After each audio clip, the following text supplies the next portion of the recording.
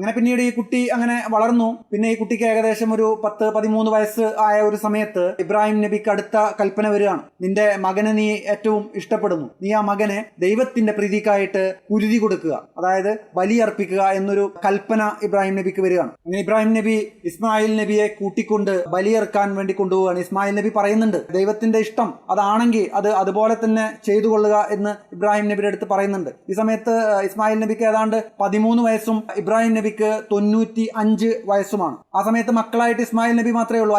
ഇസ്ഹാഖ് നബി ആ സമയത്ത് ഇല്ല, ജനിച്ചിട്ടില്ല. അങ്ങനെ ഒരു സമയത്താണ് ഇസ്മായിൽ നബിയെ കുരുതി കൊടുക്കാൻ വേണ്ടി അള്ളാഹു കൽപ്പിക്കുന്നതും അത് ചെയ്യണമെന്ന് ഇബ്രാഹിം നബി തീരുമാനിക്കുകയും ചെയ്യുന്നത്. അങ്ങനെ പറയപ്പെടുന്നത് ഇബ്രാഹിം നബി കുട്ടിയെ അറുക്കാൻ വേണ്ടി നിലത്ത് ചെരിച്ചു കിടത്തി എന്നാണ്. അങ്ങനെ കത്തി ഉയർത്തി ഇബ്രാഹിം നബി കുട്ടിയെ അറുക്കാൻ വേണ്ടി തുനിഞ്ഞപ്പോ ഇബ്രാഹിം നബിയുടെ മനസ്സിലൊരു മടി പോലെ, ഒരു തടസ്സം പോലെ തോന്നി എന്നാണ് പറയപ്പെടുന്നത്. അതിനെക്കുറിച്ച് പറയപ്പെടുന്നത് ആ സമയത്ത് ഷെയ്ത്താൻ അവിടെ പ്രത്യക്ഷപ്പെട്ടു എന്നാണ്. ഷെയ്ത്താൻ വന്നിട്ട് ചോദിച്ചു, ഇബ്രാഹിം നിനക്ക് എന്താ ഭ്രാന്താണോ? നിനക്ക് ആകെ ഒരു മകനല്ലേ ഉള്ളൂ, അതിനെ നീ അറുക്കാൻ പോവാണോ? അപ്പൊ ഇത് ചോദിക്കുന്നത് കേട്ടപ്പോ ഇബ്രാഹിം നബിക്ക് മനസ്സിലായി ഇത് ഷെയ്ത്താനാണ്, പിന്തിരിപ്പിക്കാൻ വേണ്ടി ശ്രമിക്കുകയാണെന്നുള്ളത് മനസ്സിലാക്കിയിട്ട് ഈ ഷെയ്ത്താനെ അവിടുന്ന് കല്ലെറിഞ്ഞു ഓടിച്ചു എന്നാണ് പറയപ്പെടുന്നത്. 7 കല്ലെടുത്തെറിഞ്ഞ് ഓടിച്ചു എന്നാണ്. അങ്ങനെ ഈ സ്ഥലത്ത് നിന്ന് ഇബ്രാഹിം നബി കുട്ടിയെയും കൊണ്ട് മറ്റൊരു സ്ഥലത്തേക്ക് മാറി. അവിടെ വെച്ച് അറുക്കാൻ ശ്രമിച്ചപ്പോൾ വീണ്ടും ഷെയ്ത്താൻ വന്നു, വീണ്ടും 7 കല്ലെറിഞ്ഞ് ഓടിച്ചു. അങ്ങനെ 3-ാമത്തെ സ്ഥലത്ത് പോയി, അവിടെയും അങ്ങനെ തന്നെ സംഭവിച്ചു. അങ്ങനെ അവസാനം കുട്ടിയെ അറുക്കാൻ വേണ്ടി